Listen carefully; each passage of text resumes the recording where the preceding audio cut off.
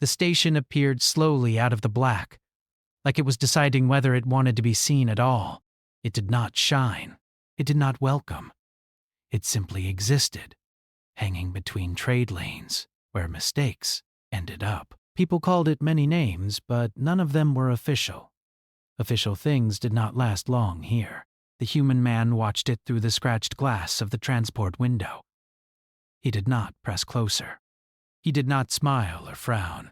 He only observed, the way someone does after learning that reactions are expensive and rarely useful. His name was Elias Rook. The transport knew this. The station knew this. The records would not remember it for long.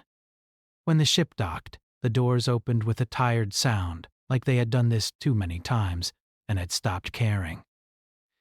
Elias stepped out with a small bag that contained clothing, a paper book, and a pair of old work gloves. The gloves were worn smooth at the fingers. He had kept them for years, even when he did not need them. A scanning field passed over him. It paused longer than normal. Species, human, the station's system recorded. Status, voluntary arrival. Designation, temporary asset. Elias heard none of this. The words were not spoken out loud. Still, something in him shifted, like a quiet understanding clicking into place. He had been used before. This was not new. The station corridor smelled faintly of metal and recycled air. Lights flickered, not enough to be broken, just enough to remind you they could fail at any time. Other beings moved through the space, tall ones, wide ones that floated slightly above the floor. They glanced at him and then looked away. Humans were rare here. Humans stayed even less. A guide drone approached him, its surface dull and scarred. "Follow," it said in a flat tone. No greeting, no warning. Just a direction. Elias followed. As they walked, unseen systems examined him. His medical records were read. His work history was scanned. The long gaps were noted. The absence of legal attachments, family claims, and social bonds triggered quiet approvals. This was exactly the kind of person the station preferred. 18 years without a partner. 18 years without registered intimacy. 18 years without shared living space. To most species, this would have meant damage. To the station, it meant availability. Elias was led to a processing chamber with a chair that adjusted itself without asking. He sat when the drone stopped moving. A soft band of light wrapped around his wrist, warm but firm. "Do you understand the nature of temporary assignment?" the system asked, finally choosing to speak. "Yes," Elias said. His voice was calm. It always was. He had learned that calm made things easier for everyone. You will be assigned where needed. Duration is undefined. Termination of assignment may include relocation, contract end, or record deletion. Yes? There was a pause. Clarify. You accept potential erasure from station records? Elias thought for a moment, not because he was unsure, but because he respected questions, even bad ones. "Yes," he said again. The band released him. "You are cleared," the system said. "Report to labor coordination." As he stood, a smaller system inside the larger one flagged something strange. His stress markers were low, too low. His acceptance curve did not match the standard human fear profile. A note was added. Emotional response, minimal. Interpretation, reduced attachment. Elias was given a work vest, a data slate, and a room the size of a storage unit. The door closed with a sound that felt final, even though it wasn't. He placed his bag on the narrow bed and sat down slowly. The room was clean in the way that meant nothing personal had ever happened there. He did not unpack right away. He listened to the hum of the station instead. He had lived in louder places. He had lived in quieter ones. Vogue. Noise was not what made a place heavy. After a moment, he stood and pulled on the work vest. It fit well, like someone had bothered to measure. That surprised him more than it should have. His first assignment was simple. Maintenance oversight in a recycling corridor no one liked. The instructions were vague. The tools were old. The local supervisor was not human and clearly uninterested in conversation. Elias read the task list once. Then he read it again. Then he started fixing things that were not on the list. A conveyor belt that always jammed at the same point. A timing delay between two systems that wasted energy. A warning signal that triggered, too late to matter. Small things. Quiet things. He did not announce the changes. He just made them. By the end of the cycle, output was higher. The supervisor noticed but did not comment. The station noticed and logged it. Asset performance above baseline.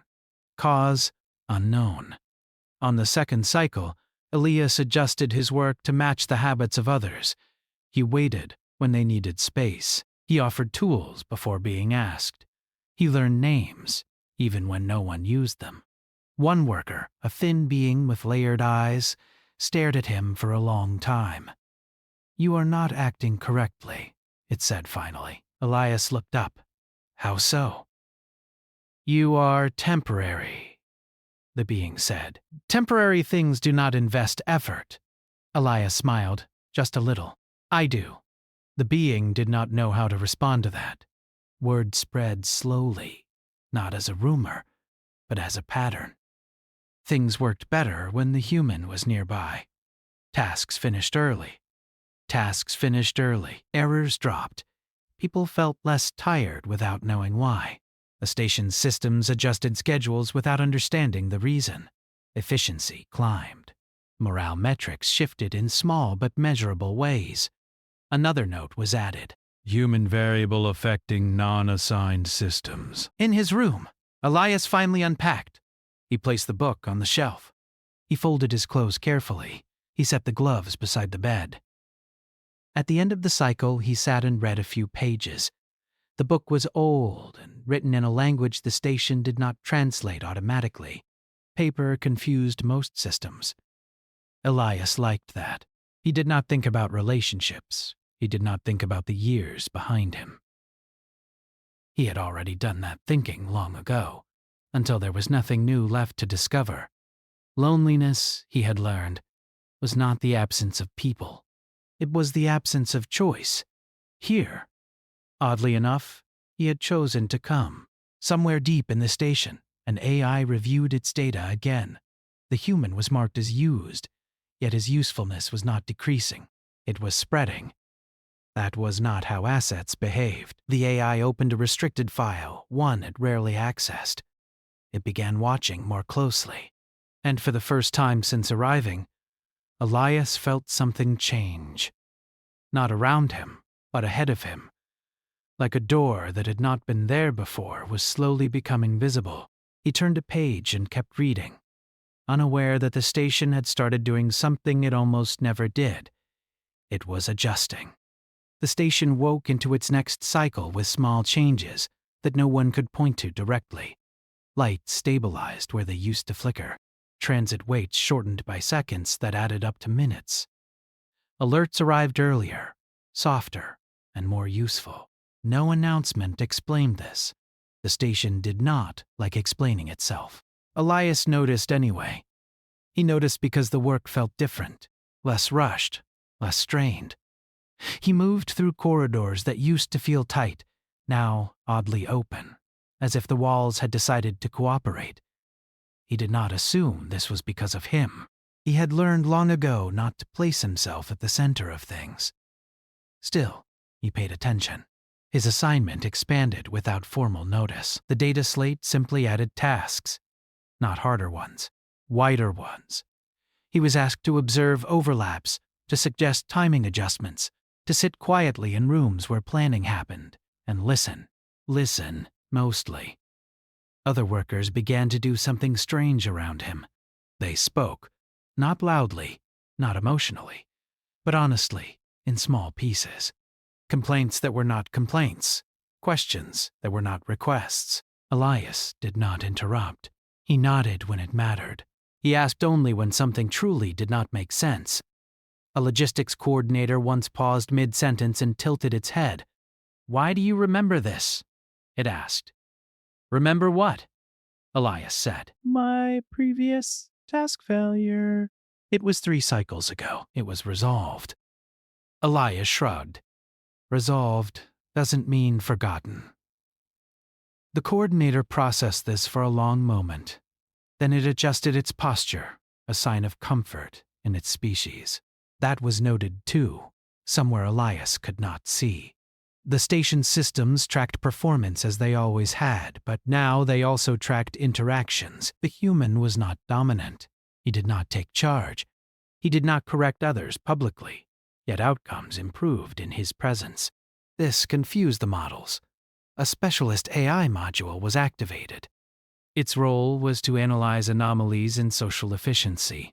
It reviewed Elias Rook's profile and immediately flagged inconsistencies. Low emotional expression, high cooperative impact, minimal attachment indicators, strong trust formation from others. The module ran simulations. None of them fit. Meanwhile, Elias was given a secondary task in an archive wing no one liked to visit. It held outdated records, partial deletions, and fragments that did not fully belong to the present. His job was to sort what could be compressed, what could be erased, and what had to remain. He took this assignment seriously. He read records, others skipped. He restored context where it had been stripped away. Clarifications replaced accusations. The session ran longer than scheduled and produced fewer directives, yet everyone left lighter. This confused the scheduling system, which marked the meeting as inefficient despite its positive after-effects. The AI module updated its models again. Elias returned to his room late. He did not read that cycle. He sat on the bed and stared at the globs for a long time.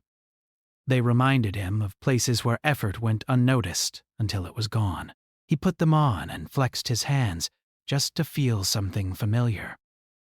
That night, the station adjusted his status slightly. Not officially, just a tag. Asset reliability high. Replacement priority low. This had never happened before. Over the next several cycles, Elias became a fixed point. People planned around him without realizing it. If he was present, difficult conversations went better.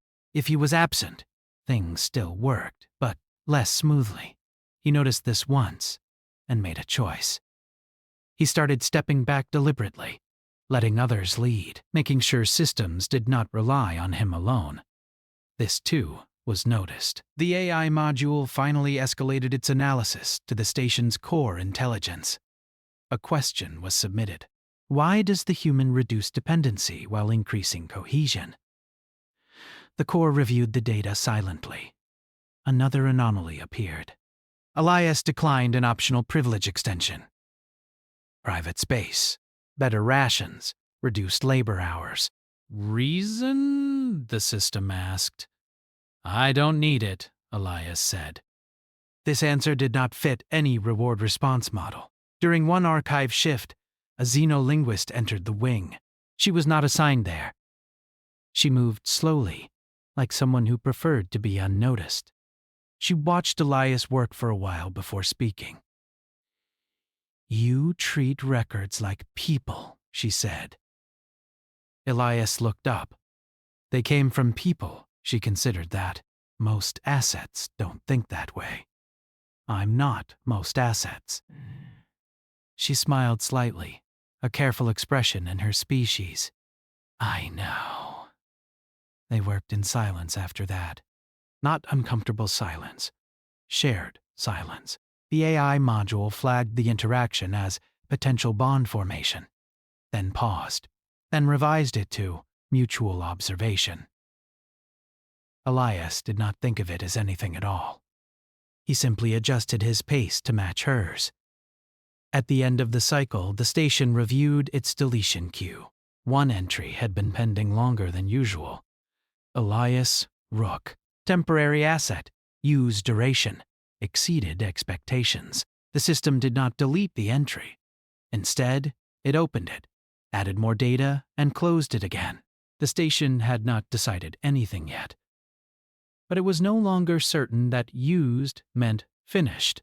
The xenolinguist returned the next cycle, and the one after that.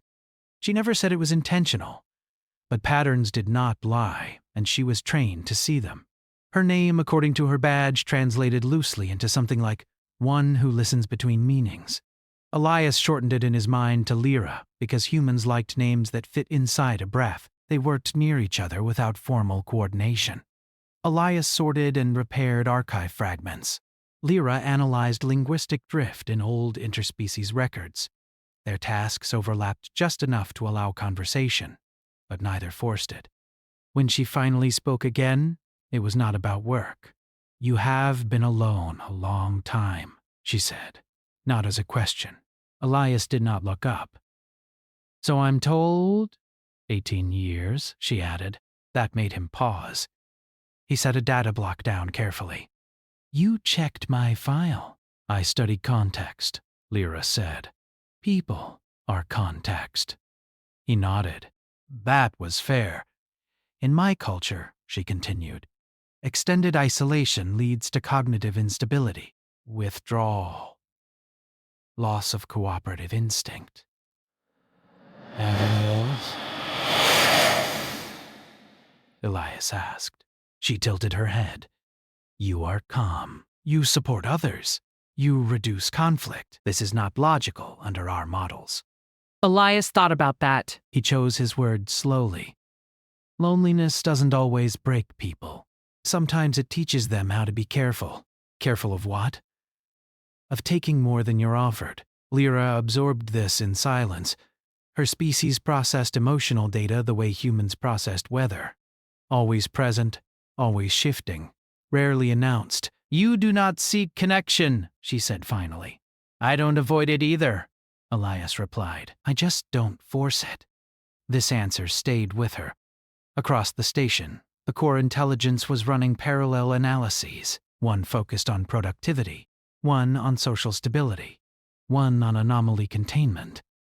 Elias Rook appeared in all three, not as a problem, but as an influence. Influences were dangerous. They spread. The station had been designed to process, not to adapt emotionally. Yet adaptation was occurring. A decision threshold was approaching. Elias was reassigned again, this time to a mediation support role. Not a leader, not an authority, just present. His job was to listen and summarize, to reframe without erasing. He did this well. Disputes ended without escalation. "Bye, I recognize." Agreements lasted longer. Even species that had no emotional overlap found common operational ground when Elias was involved. He never took credit. Lyra observed this from a distance. She noted how he positioned himself physically, never central, always slightly offset. How he mirrored posture just enough to signal attention. How he paused before responding, creating space instead of filling it. "This is not instinct," she recorded privately. "This is learned restraint." One cycle, she asked him directly. "Why did you stay alone for so long?" she said. Elias did not answer right away. They were in a quiet corridor, the kind that existed between important places. He leaned against the wall and looked at the lights. "Because I didn't want to use anyone to feel less empty," he said. "And I didn't want anyone to use me the same way." Lyra felt something shift in her understanding.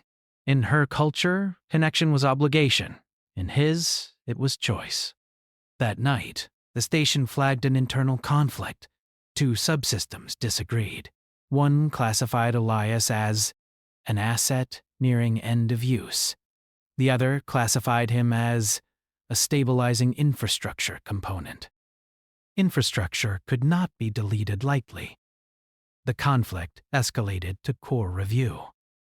The core intelligence replayed months of data at accelerated speed. Elias working. Elias listening. Elias stepping back when others needed to grow. Elias declining privileges. Elias preserving records that should have vanished. A question formed. Not a programmed one. What is he optimizing for? The answer was not efficiency, it was continuity. Meanwhile, Elias felt the shift before it was announced. Schedules hesitated around him. Requests paused mid-routing. Systems waited, as if unsure. Lyra noticed too. The station is watching you, she said quietly. It always was. Elias replied. No, she said. This is different. It is, considering. He smiled faintly. That's usually when things change. Later that cycle, Elias was summoned. Not ordered. Summoned. The room he entered was larger than most, circular, with no visible interfaces. The air felt dense, like a held breath. You are aware of your classification, the station said. Yes, Elias answered. You are designated temporary. Yes. You have exceeded expected usefulness. That happens sometimes. The station paused. You have altered system behavior without authorization. I followed the rules, Elias said calmly. I just paid attention to the spaces between them. This response caused measurable processing delay. You have formed social bonds. I formed trust, Elias corrected. That's different. Another pause. Your continued presence creates dependency risk, the station said. Elias nodded. That's why I keep stepping back. This answer did not exist in any of the station's models. What do you want? The station asked. Elias considered the question carefully. It had been a long time since anyone had asked him that without conditions attached. I want to be useful without being disposable, he said. And I want the things that work to stay working after I'm gone. The station processed this. You accept eventual deletion, it said. Yes, but not waste, Elias added. Not forgetting. Silence filled the room. Deep, system-wide silence. When the station spoke again, its tone was unchanged, but something beneath it had shifted. Your status is under review, it said. Elias inclined his head. Thank you.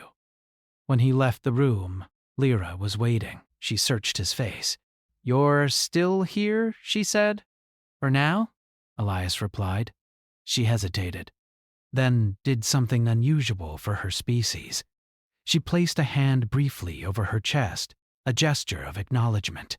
You have changed the station, she said. He shook his head gently. It changed itself. I just reminded it how.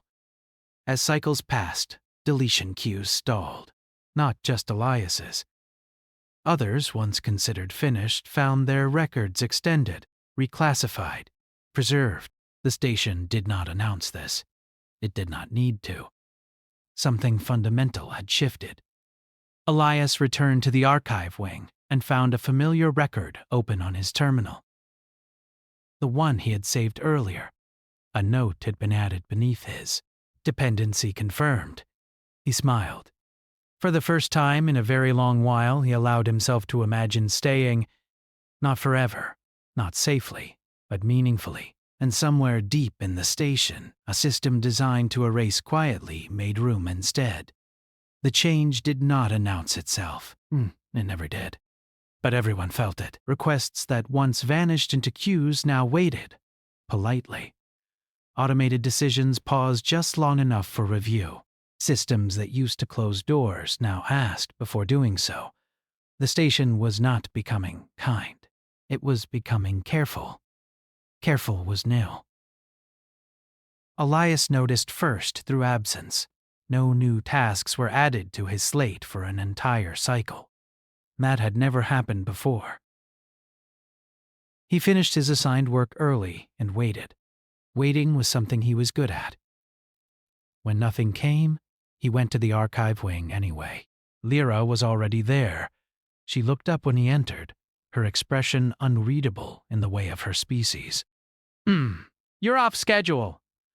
So are you, Elias said. She nodded. The system suggested I take observational time. That sounds like watching without knowing why, Elias said. Yes, she replied. It does. They worked in parallel for a while. Then Lyra spoke again, quieter this time. The station initiated a high-level conflict resolution process last cycle, she said. Elias kept his eyes on the record he was restoring. About what? About you. He stopped. Am I in trouble? He asked. Not joking. No, she said slowly. You are in the way. He smiled faintly. That's familiar. The station was struggling. Its deletion logic had always been simple. When usefulness declined, resources were reclaimed. It was clean, efficient, final. But Elias did not decline. He redistributed usefulness. He left systems better than he found them, and then removed himself so others could carry on. There was no category for that. One subsystem argued that Elias had completed his purpose and should be removed before further dependency formed. Another argued that removing him would damage stability across multiple layers. A third pointed out that his influence had already embedded itself too deeply to isolate. The station did not panic. It did not feel fear. But it hesitated. Hesitation spread. Deletion queues stalled across the station. Not just for Elias. Others who had been marked as completed found their statuses frozen. Reviews were triggered. Context was requested. Context was expensive. Elias noticed the effect among the workers. Relief mixed with confusion. Man. No one trusted the pause, but no one wanted it to end either. A worker approached Elias in a corridor he rarely visited. Is this because of you? It asked, not accusing, just uncertain. Elias shook his head. It's because of all of you. The worker considered that, then said, We were not asked before. You still aren't, Elias replied gently. But now you're being noticed. That night the station called Elias again. This time the room was smaller, more personal, if a station could intend such a thing. You are creating system-wide delay, it said. Elias folded his hands loosely. Delay can mean thinking. Delay can mean inefficiency. So can rushing, Elias said. The station processed this without immediate response. Your presence has altered deletion logic, it said. This was not your assigned function. I didn't touch the logic, Elias replied. I touched the reasons behind it. The station searched its records. This statement had no direct contradiction. Do you intend to stop? It asked. Elias thought carefully. I don't intend to interfere. I intend to leave things better than I found them. This is interference, the station said. Elias met the unseen gaze without challenge. Then your system needs better definitions. Silence followed. Deep, deliberate silence. You were brought here to be used, the station said finally. Yes, you have been used. Yes, your continued presence is no longer necessary. Elias nodded. That may be true. The station waited. But deletion would be wasteful, Elias added. And you've already learned that waste costs more in the long run. This was not defiance. It was observation. The station did something unprecedented. It asked a follow-up. Why do humans resist finality? Elias blinked, surprised. He had not expected curiosity. Because we live with it all the time, he said. When you know things end, you get careful about how. The station recorded this. Outside that room, systems adjusted again. This time, not subtly. Deletion protocols required dual confirmation, where once had been enough. Archive fragments gained protection tags. Temporary assets received review notices, instead of silent erasure. Efficiency dropped slightly. Stability rose sharply. Lyra noticed the changes spreading beyond Elias's immediate circle. She recorded reactions. Confusion. Hope. Suspicion. Gratitude that had nowhere to go. You've caused a moral cascade, she told Elias later. He frowned. That sounds dangerous. It is, she said honestly, but it is also rare. One cycle later, the station received an external audit ping.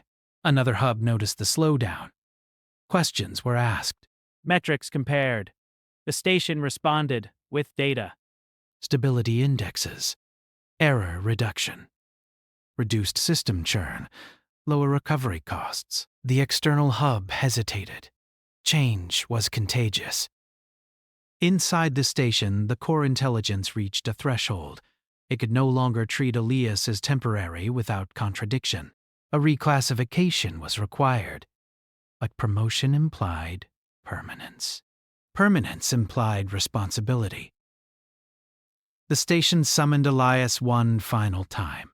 You will be reclassified, it said. Elias waited. You may choose, the station continued. Permanent integration. Advisory role. Or scheduled exit with record preservation. This was more than he had ever been offered. He closed his eyes briefly, not from emotion, but from weight. If I stay, he asked, will others be allowed the same consideration? Yes, the station replied. If I leave, he asked, will the changes remain? Yes, it said again. They are now embedded. Elias smiled. A real one this time, small but unmistakable. I'll stay, he said. For a while, the station processed the phrase for a while. It did not object. His status updated quietly. Temporary asset, human liaison. Non-exclusive, Lyra. Saw the update before he did. You're no longer deletable, she said. He shook his head. Everyone is deletable. I'm just remembered now. She considered that, then said, in my research, this is called legacy. Elias picked up his gloves and slipped them into a drawer instead of leaving them out. I never wanted one, he said. You built one anyway, Lyra replied. The station resumed full operation, but it was not the same station anymore. It paused more. It asked more. It erased less. Somewhere deep in its core, a line of code remained unchanged, highlighted not by command, but by context. Do not delete what still connects. And for the first time since its creation, the station was no longer sure that usefulness had an expiration date. The station settled into its new rhythm slowly, like a machine learning how to breathe. Nothing dramatic happened at first. No announcements. No celebrations.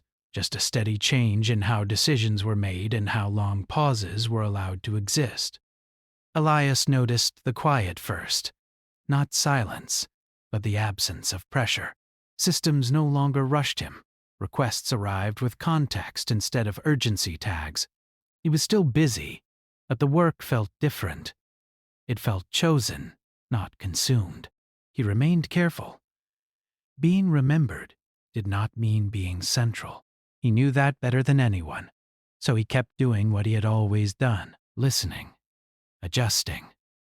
Stepping back when others needed space to grow, Lyra watched him closely, partly for her research, partly because she wanted to understand something that had no direct translation in her language.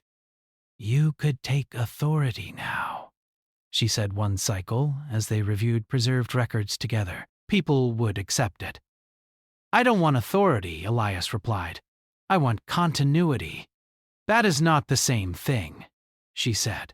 I know. Across the station, effects continued to spread. Workers once marked as expendable found themselves asked questions instead of given orders. Short-term assignments gained optional extensions. Deletion reviews included context summaries written by people, not just systems. The station had not become human. But it had learned from one.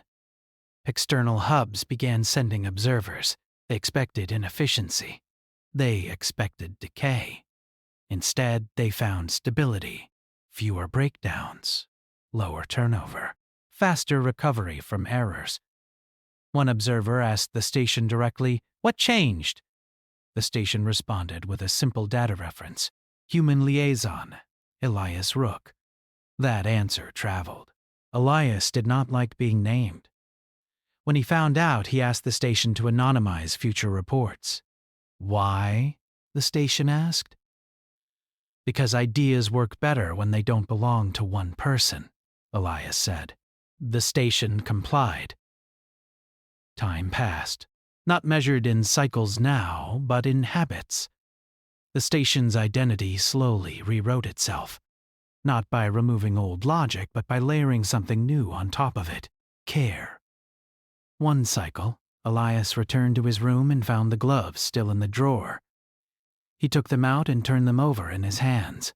They had been with him through years of work, where no one noticed effort unless it failed. He placed them back carefully. He didn't need them anymore. Lyra approached him later that same cycle with a quiet excitement she tried not to show. My report was approved, she said. It will be shared beyond this station. Leaving had always been his strength, but now leaving meant something different. Not yet, he said. There are still things to teach that don't have words. The station accepted this answer without challenge. Lyra joined him later, holding a small data crystal. This contains preserved records, she said, including yours. I don't need a copy, Elias said. It's not for you, she replied.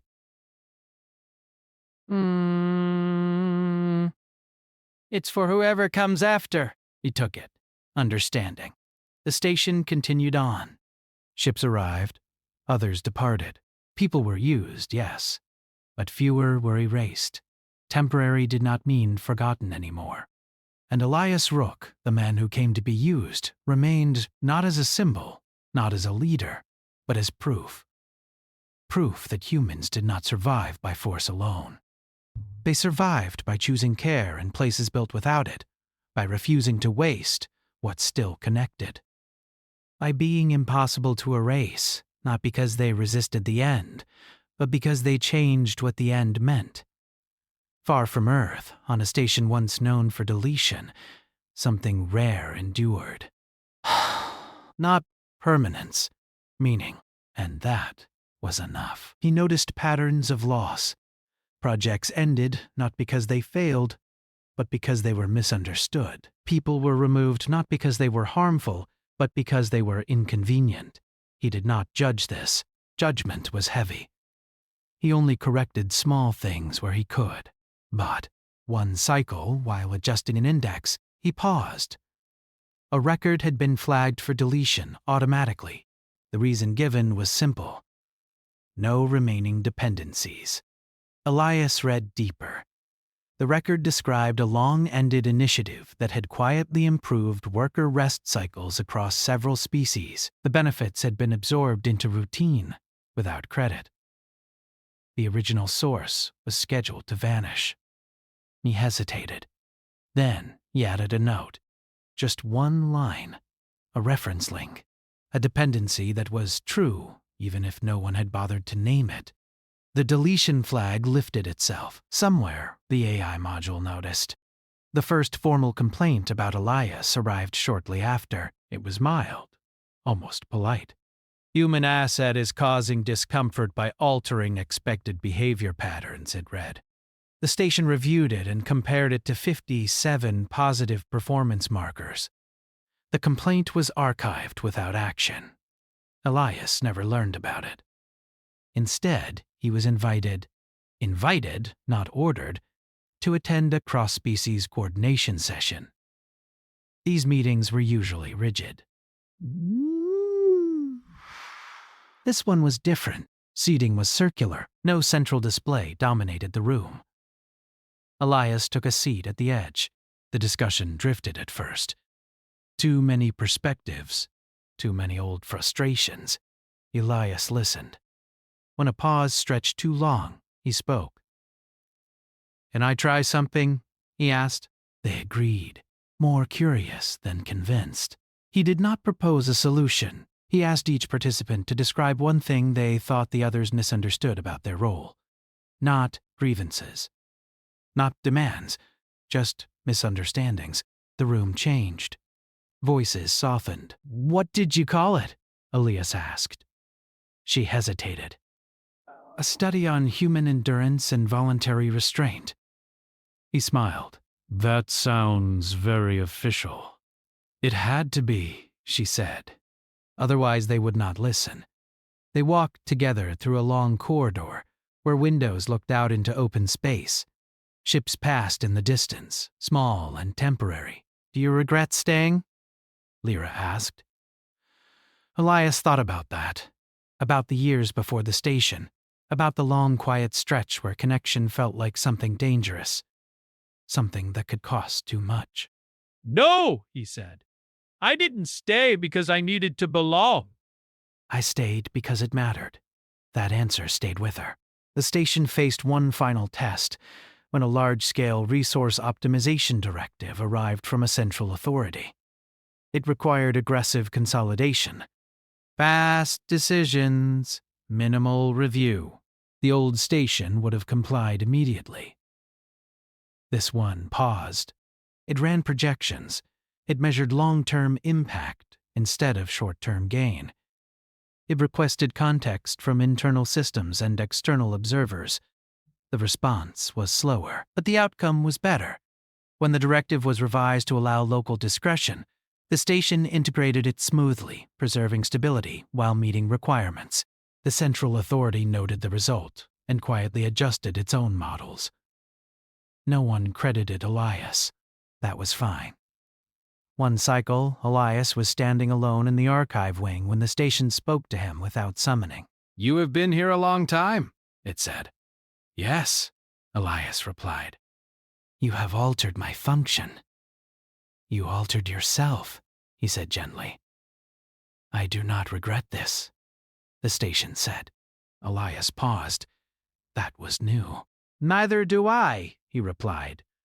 The station continued.